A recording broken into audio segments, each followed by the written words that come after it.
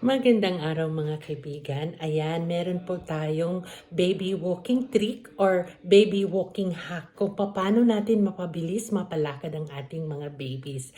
Ayan, lalong-lalo na sa mga babies na magsisimulang maglakad. Alam nyo ba na pag binigyan po natin sila ng something to grip like a ball, a book, or a stuffed toys, na something na hahawakan nila ay makakakalakad silang mag-isa. Kaya ititest natin kay Emma. Ayan, tingnan natin.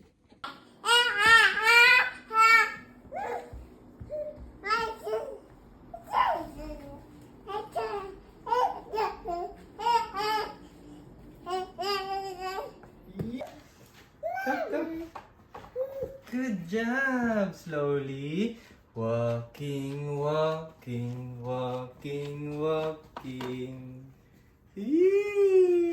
Ayan, subukan nyo